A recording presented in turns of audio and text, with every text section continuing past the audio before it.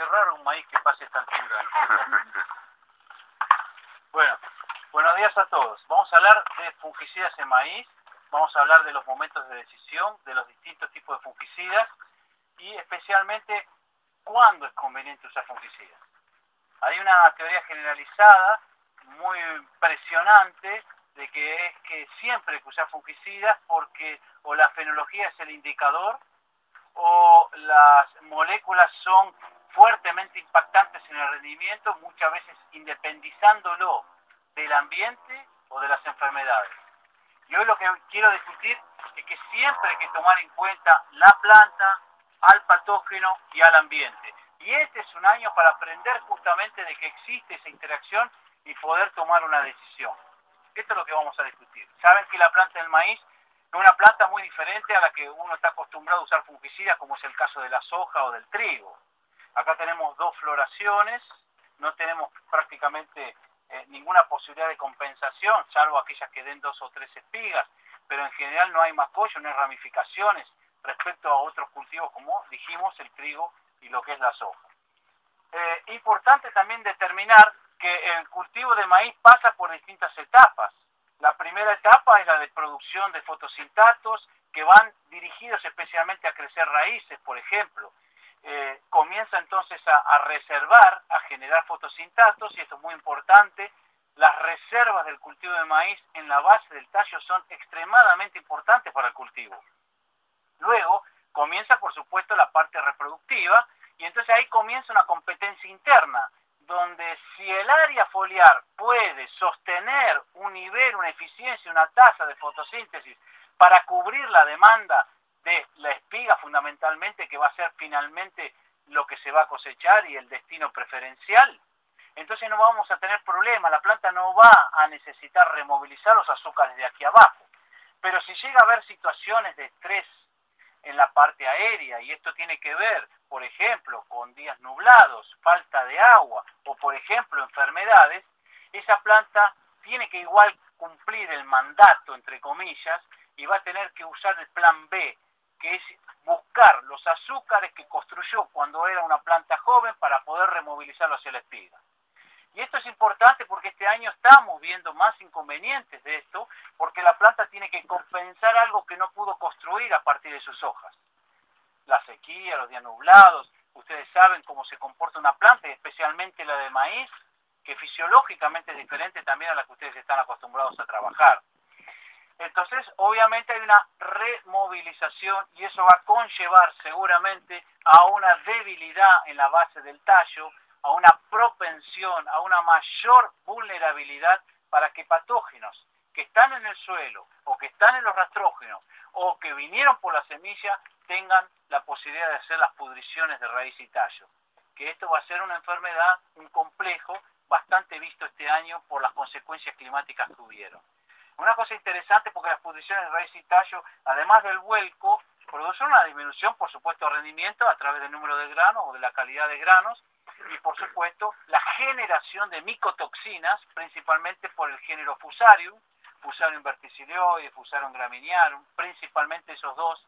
Y si llega a llover, afortunadamente, ojalá que así sea, pero también trae consecuencias fúngicas. Aquellos maíces que están próximos a cosechar o están en pleno crecimiento pueden tener a su vez un mayor crecimiento fúngico, lo primero que tenemos que saber es que debemos cosechar a tiempo y no generar retrasos en el cultivo de maíz este año, por favor, porque lluvias que puedan venir atrasadas de acuerdo a la seca que se estableció, pueden finalmente en los cultivos que ya están entregados o próximos a cerrar su ciclo, incentivar el complejo fúngico no solo de la raíz y tallo, sino también de la espiga, que es lo que finalmente ustedes van a cosechar.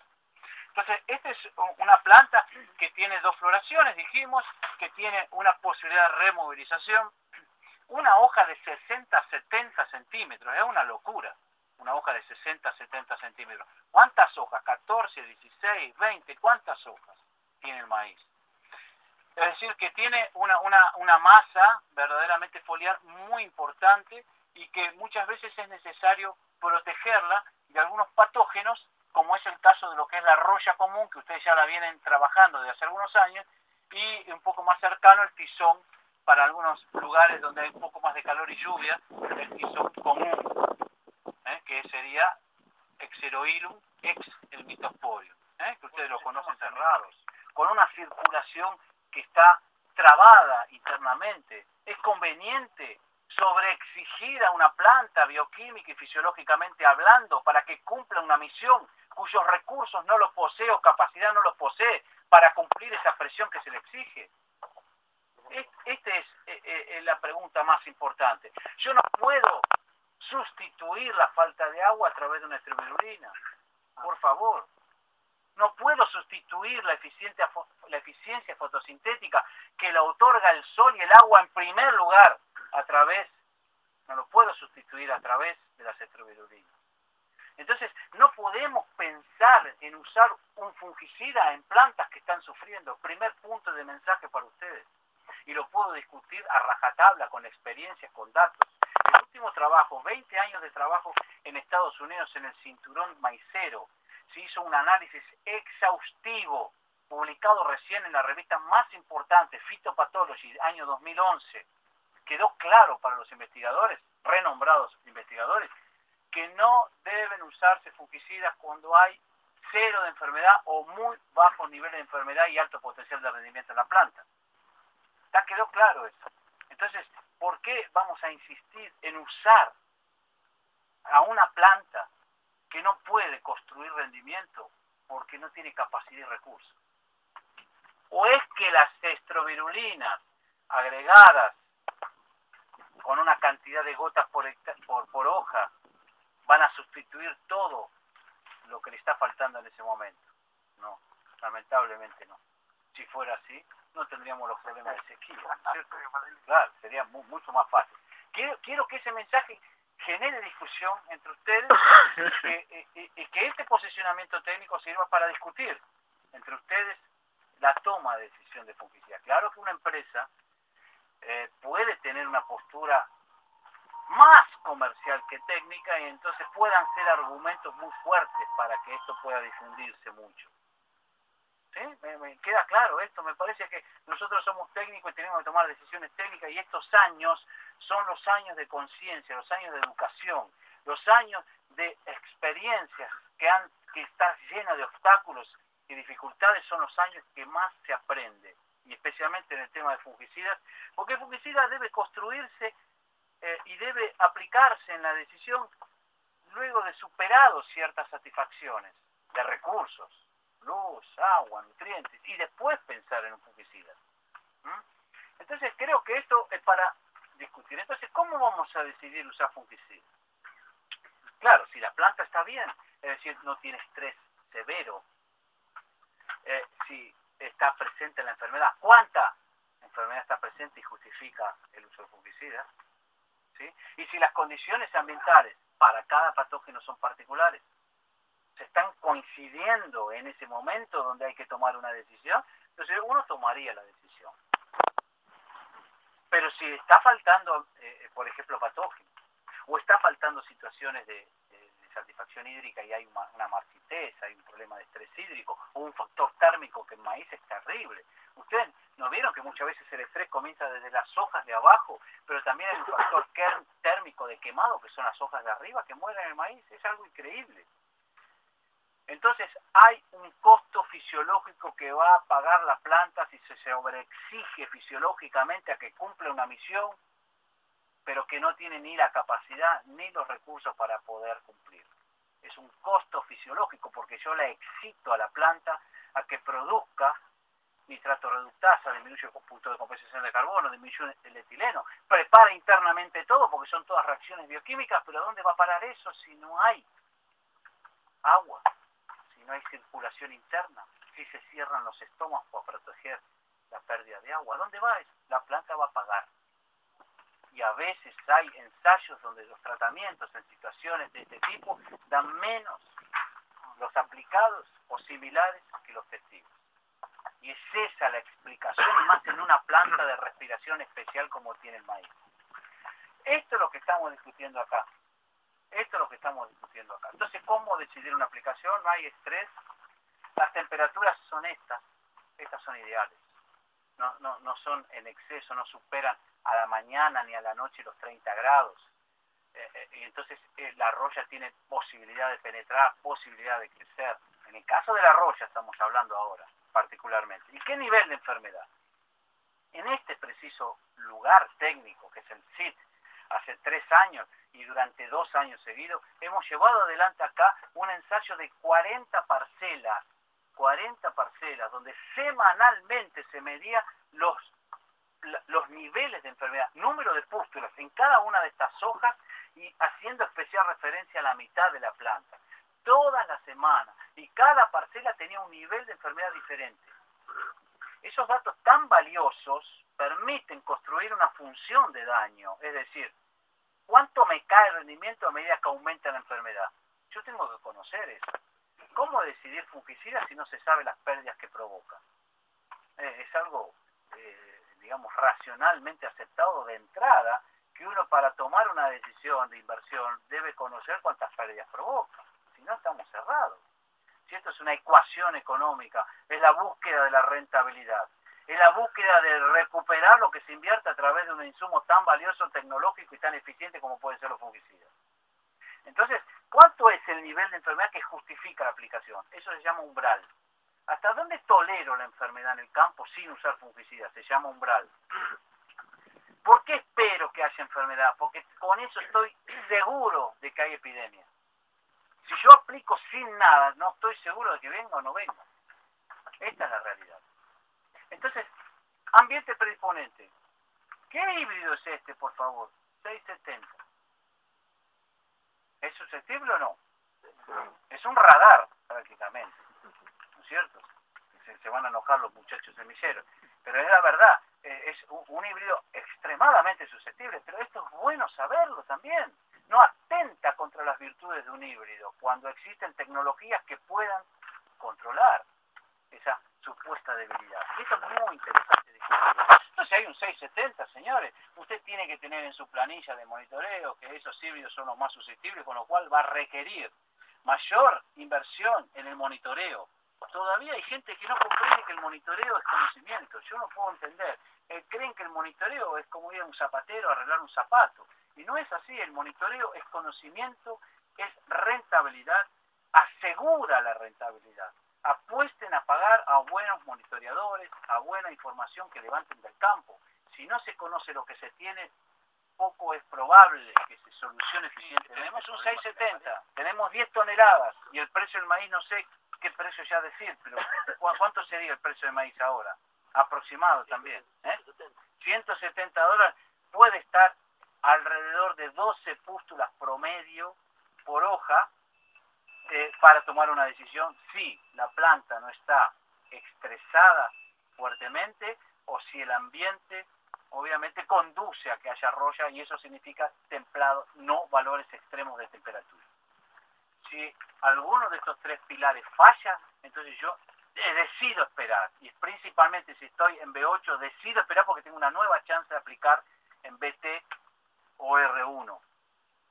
¿Se queda claro? Me parece que esto es lo que estamos tratando de construir, criterio técnico. ¿Por qué 12 pústulas? ¿Por qué me dice eso? ¿De dónde lo sacó? 2 años de trabajo, 40 parcelas cada ensayo, 2 tesistas que quedaron internados. No, mentira. 40 parcelas de mediciones semanales, y esto significa que dependiendo del rinde potencial, dependiendo básicamente del número de pústulas, dependiendo del estado fenológico, dependiendo del clima, dependiendo del precio del maíz, dependiendo del precio fungicida, uno construye realmente cuál es el nivel de pústulas que justifique la aplicación de fungicida. Entonces, ¿cómo se hace eso? Bueno, se construyó esa ecuación de daño, se elaboró un software, se hizo un convenio entre Bayer y la Facultad de Agronomía, hay una página que es baidir.com.ar y ahí ustedes pueden entrar libremente y en forma gratuita y colocar sus datos de sus lotes para que se les diga cuántas pústulas para ese lote se justifica la aplicación de fungicidas. Sin lugar a dudas, una aplicación que debe ser basada en estrobilurina con triazol, porque las royas en maíz son mejor controladas por estrobilinas con triazol. Las estrobilinas le dan persistencia en el tiempo, le dan posibilidad de protección, de prevenir más ataques posteriores, y el triazol va a trabajar sobre lo ya acontecido sobre la planta, un efecto más curativo, más erradicante. Va a desterrar lo poco que uno dejó crecer, mientras que la estrobilina durante 20, 25 días va. Esta es una buena discusión de la ubicación.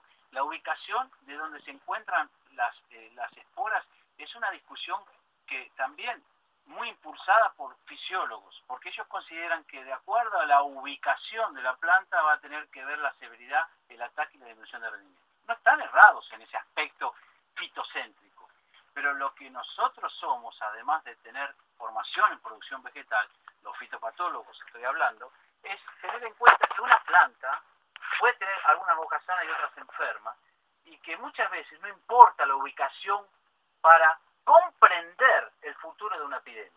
Porque una hoja con pústula, una hoja con manchas, es un promotor de epidemias, ¿no? Independientemente del lugar donde esté. Obviamente, evitemos que llegue a los lugares críticos. Pero si yo tengo hojas inferiores, cultivo de trigo, por ejemplo, con roya, naranja, ¿qué tengo que decir? No voy a aplicar porque las hojas más responsables de rendimiento no tienen roya, es un error gravísimo. Porque las hojas inferiores que no aportan o aportan muy poco rendimiento, están construyendo a la epidemia. Claro, por eso mismo te pregunto. Bueno, por eso. Si vos no estás en el umbral, en B4, B5, en el estado vegetativo, B6, B8, y estás ante un material susceptible, ahí no conviene pasarlo. No, porque siempre es bueno esperar hasta B8 en lo posible, hacer lo posible, porque B8 ya está en el umbral de las definiciones posteriores que van a venir de reproducción. Despuntan algunas hojas, inclusive la de la espiga, y van a poder tener chance de recibir fungicida también, es una cosa interesante. Y la planta debe emitir más hojas, y generalmente la tasa de emisión de hojas muchas veces puede hasta superar a la del hongo y pueden salir sanas. Entonces te tira hacia atrás la severidad o el número de hojas enfermas. Entonces siempre B6, B8 sería para mí no me interpretás o me expresas. Ah, perdón. Vos estás en B6, B8. Sí, estoy acá. Estás en B8. Sí. Y este año se dio en B8 que las pústulas se veían en la hoja. B4, B5. ¿Me explico? Sí. Entonces, si yo estoy con un material susceptible, Ya te entendí. aunque no llegué al umbral, sí. Ahí no me conviene aplicar. Mira. Porque se dio así, o sea, este año sí. vimos eso. Pero ¿cuántas pústulas tenías, por ejemplo, en esas 4 o 5? Y ahora no me acuerdo, pero hablando de estas 12 pústulas que vos decís, sí. Si no estás en ese umbral de 12 pústulas, ¿conviene o no? Yo esperaría, si un tengo tiempo de acción logística de infraestructura, esperaría sabiendo que es un 670. ¿Cuál es el umbral? Si yo tengo solamente en la hoja 4, en la hoja 5 pústulas y en las otras hojas no tengo, entonces el promedio, si no me da 10, 12 pústulas, yo podría esperar a ver qué acontecimiento se presenta a futuro, principalmente el calor. Lo que pasa es que desaparecieron las condiciones también. Claro, por eso digo, el calor es un fungicida natural para la roya. El calor extremo, es decir, 30 grados para arriba, es un fungicida natural, mata la espora, directamente la mata. Entonces, yo en esa situación, si tengo respuesta de infraestructura y logística, esperaría hasta B8 que se cumpla el umbral. Porque yo he visto también ataques iniciales que después, por diversos motivos, por ejemplo, calores, estrés hídrico, factor térmico, hizo que ese nivel se quedara frenado. Y yo puedo tener después una chance de R1 o de BT, inclusive para, en todo caso, salvar esa situación que puede venir. ¿Está bien ahí más o menos? Bien. Es muy interesante también entender el color de las pústulas. Cuando la pústula es marrón canela, está en actividad completa en el maíz. Cuando está de color negro, ya es vieja. Y si es vieja, no ataca más al maíz, ataca a otros hospedantes. Entonces, muy interesante ver esta hoja, ¿no? Pongamos. Mira, acá la filmamos, ¿ves? Vale. Entonces, chequea por favor si de qué color es esa. Chequeen por favor ese de qué color es. Negra. Bueno, entonces, ¿yo qué hago acá? No, todo está negro. ¿Qué vas a aplicar? Ahí no puedo aplicar. ¿Puedo matar al hongo? Sí, lo puedo matar, pero ¿para qué lo voy a matar? Si el color negro me indica a mí que es un estado sexual de la roya que no vuelve a atacar el maíz. ¿Me siguen? Parece que sí. El problema acá, en todo caso, es que se debió haber aplicado antes. Claro. El color negro de la pústula me indica a mí que se dejó estar. Esta es la realidad. O si la encuentro hacia el final del ciclo del maíz, me está indicando, por lo tanto, que está perfecto, porque aparece apareció hacia el final, porque la roya, ¿cuándo aparece su color negro? Cuando encuentra una adversidad. La adversidad de la roya es la temperatura y la falta de alimentos. Si el maíz se entrega, no hay más alimento porque es biotrófico. ¿Sí? Bueno, supongamos ahora entonces que estamos en BTR1. Pasamos la instancia de vegetativo, discutimos recién. No es fácil tomar una decisión. Recuerden siempre que hay que tomar los 3 factores en cuenta. Claro que cuando uno toma una decisión no sabe si los propios meteorólogos, muchas veces sus pronósticos no se cumplen tan acertadamente como uno quisiera que se cumplieran, y además este año es excepcionalmente muy puntual las predicciones, y a veces hasta pasa de largo los pronósticos. Bien, entonces, si estamos en BT y ya comenzamos a identificar el lugar de la espiga o en R1, directamente la aparición de las barbitas, tomamos la hoja de la espiga, la hoja de abajo y la hoja de arriba, y son estas 3 hojas las que van a comandar la decisión de usar un fungicida. ¿Está bien? Esas 3 hojas en realidad representan hasta un 33 o 40% del aporte de rendimiento de maíz. Por eso esas 3 hojas, porque cuando uno entra a un cultivo de maíz, ya lo hemos discutido entre todos acá, ¿no es cierto? Hay como una especie de temor por entrar a los lotes de maíz. Eso me lo han dicho varias personas. ¿Qué te parece? No, varias personas. De temor, primero algunos porque tienen alergia y se pican todo, otros que terminan con conjuntivitis porque se clavaban las puntas y entraban virus. No, es verdad eso. Otros que tenían traumatizaciones de chicos por haber visto películas de terror en los lotes de maíz, tenían miedo de que viniera la cosechadora. Entonces no entran, a veces entran con lexotanil o con un asesor terapéutico y entran a monitorear, pero en general es un cultivo de maíz olvidado en relación al monitoreo. Creo que si hay algo que hay que atribuirle a la fitopatología es que se incentivó el monitoreo. Hay que ver qué pasa con el ambiente. Este año tiene mucho que ver el ambiente, temperatura de 30 a 32, las esporas dejan de germinar y por lo tanto no significa que epidemiológicamente... ¿Qué pasó? Hace un mosquito y se lo pasé al vecino. Está bien. Pero estaba muerto. Siempre la solidaridad está bien, hermano.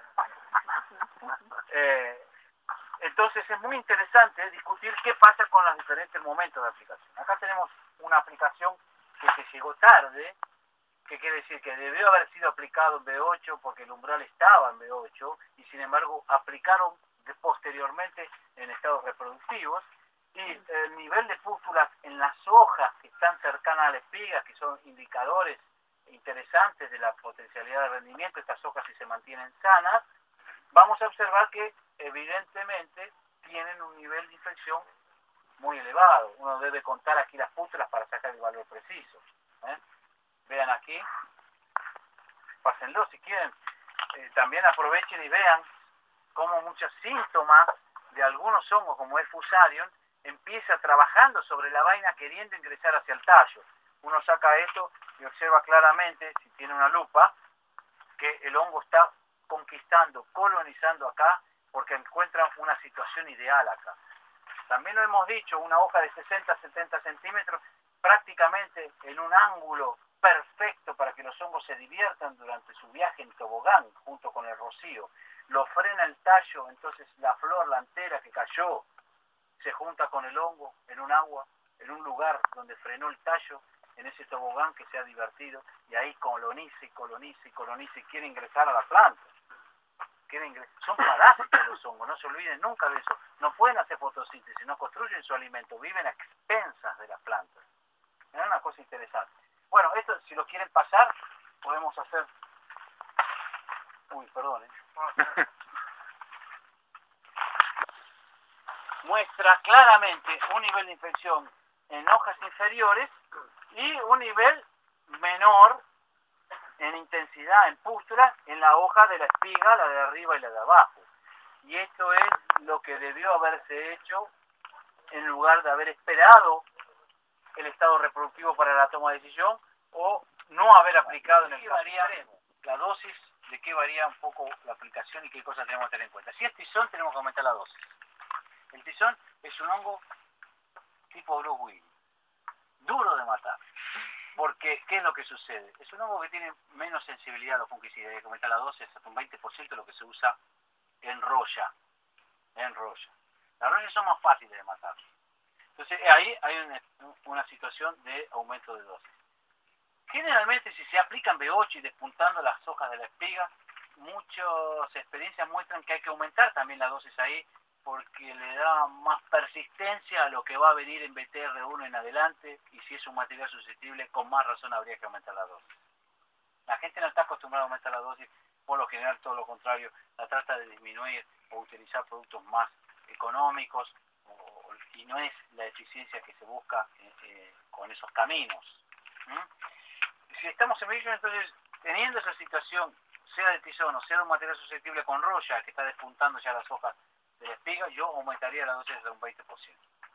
En B8, además, las aplicaciones pueden seguir siéndose de terrestre. En cambio, en las de R1BT hay que hacer aplicaciones aéreas. Con todas esas variantes que hay, que supongo que Esteban Prola también va a poder discutir en la reunión de hoy.